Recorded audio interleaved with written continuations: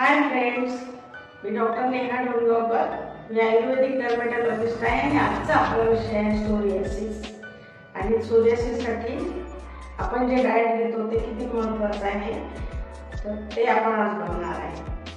बऱ्याचदा असं म्हटलं जातं की डाएट आणि आजाराचा काही संबंध नाही, पण आता हल्ली हळूहळू लक्षात येते की डाएट तुम्ही रोज जे खाता त्याच्यातूनच तुमच्या आजाराला तुम्ही सपोर्ट करता वाढण्यासाठी, आणि जर चांगलं डाएट घेतलं तर त्या आजाराला कमी करण्यासाठी सुद्धा सपोर्ट करतात. तर सोरियासिस हा असा आजार आहे, हा एक तर ऑटोइम्यून डिसीज आहे, सगळ्यांनाच माहिती आहे. आणि हा भयंकर किचकट आहे आणि शरीरावर सगळे लाल लाल डाग येतात, चकते येतात आणि त्याच्यामध्ये इन्फ्लमेशन असतं, एक प्रकारची सूज असल्यासारखी असते आणि त्याच्यातून कंटिन्युअस कोंडा निघत असतो. खास खूप असते पेशंटला, त्याच्यामुळे चिडचिड करतात पेशंट, त्यांना झोप येत नाही रेग्युलर किंवा असे साऊंड स्लीप नाही, मध्येच खाल्ल्यामुळे जाग येते. त्या लोकांना नैराश्य आलेलं असतं, बऱ्याचदा डिप्रेस होतात, त्याच्यामुळे ते कोणात मिक्स होत नाही, बाहेर जात नाही, कारण त्यांची स्किन तशी खराब दिसत असल्यामुळे लोक त्यांना विचारतात तुला काय झालं, तुला काय झालं.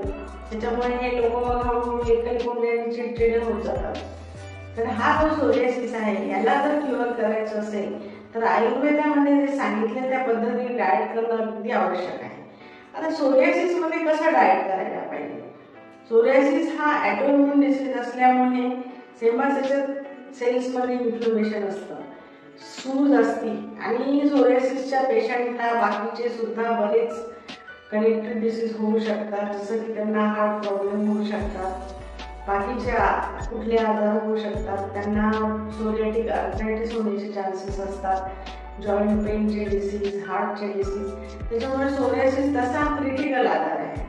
एक वेळ पांढऱ्या डागामध्ये इंटरनली जास्त काही फरक पडत नाही, पण सोरियासिसच्या पेशंटला मात्र त्यांच्या वयाच्या म्हणजे 50 नंतर म्हणा, कोणाला 60 नंतर म्हणा, असे काहीतरी आजार उद्भवण्याची शक्यता असते. आणि सोरियाटिक आर्थरायटिस हा साधारणतः 10 ते 20% लोकांना 100 पैकी होतो. तर ह्याच्यामुळे याच्यासाठी डाएट खूप महत्त्वाचं आहे. एक प्रकारचा लिथार्जिकपणा सोरियासिसच्या पेशंटमध्ये असतो, कारण त्यांच्या सेल्समध्ये इन्फ्लमेशन खूप जास्त असतं. म्हणून त्यांनी काय डाएट घ्यायला पाहिजे? त्यांनी फर्मेंटेड पदार्थ पूर्णच बंद करायला पाहिजे आणि सोरियासिसच्या पेशंटनी टोमॅटो अजिबात खायला नाही पाहिजे, लोणचे पापड खायला नाही पाहिजे. अशा लोकांनी डाएट घेताना त्यांना कधी कधी सोरियासिसच्या पेशंटला ग्लुटनची पण ॲलर्जी असते, म्हणजे मैद्याचे पदार्थ, गव्हाचे पदार्थ, ह्याच्यामुळे सुद्धा त्यांना त्रास होऊ शकतो. म्हणून त्यांनी ग्लुटन फ्री डाएट जास्तीत जास्त घ्यायला पाहिजे. आता सोरियासिस या आजारामध्ये एक अजूनही त्याचा कॉज आहे की त्याला लिकी गट म्हणतात, की ज्याच्यामध्ये तुमचा जो गट फ्लोरा आहे तो हेल्दी नसतो.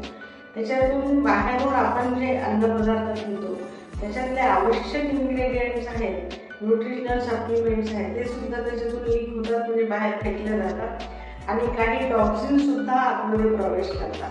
त्याच्यामुळे या लोकांमध्ये टॉक्सिसिटी म्हणजे टॉक्सिन्स यांच्या शरीरामध्ये असण्याची शक्यता खूप असते. मग हे टॉक्सिन्स शरीराच्या बाहेर कसे काढायचे? मग बाहेर काढायचे असेल तर त्याच्यासाठी ग्लुटन फ्री डाएट घेणं खूप गरजेचं आहे.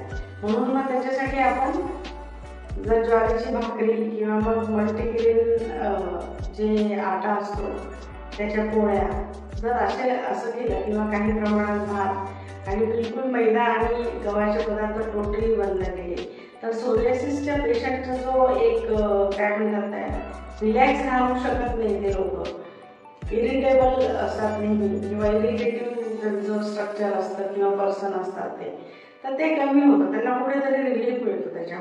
त्याच्यासाठी ह्या लोकांनी ग्लुटन फ्री डाएट घेणं पण खूप गरजेचं आहे.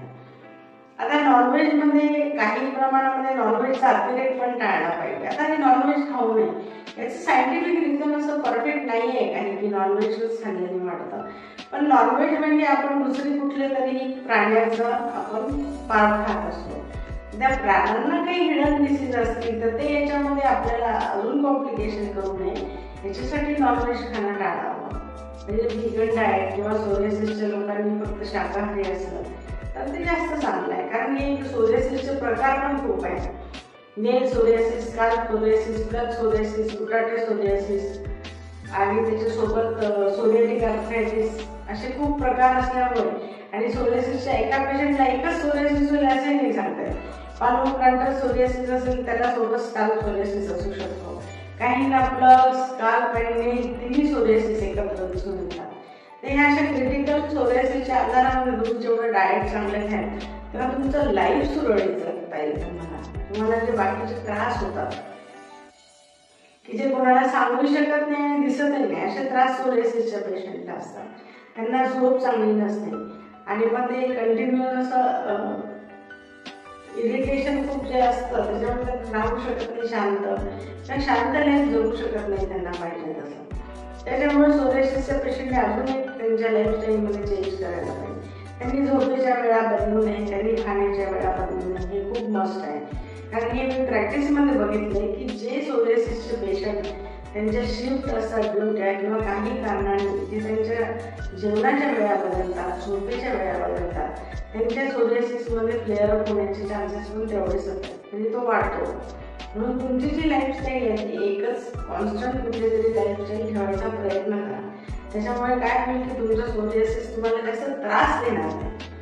त्याला तर औषधाने दुरुस्त करताच येतं, नो डाऊट, पण त्याला अजून त्रासदायक जगणं हे नको आहे. तर त्याच्यासाठी डाएट आणि लाईफस्टाईल सोरियासिसच्या पेशंटनी लक्षात घेऊन व्यवस्थित ठेवणं खूप गरजेचं आहे. अशा पद्धतीने जर तुम्ही कराल तर तुम्हाला सोरियासिस मुक्त खरंच होत आहे, त्याच्यामध्ये काही शंका असेल. थँक्यू.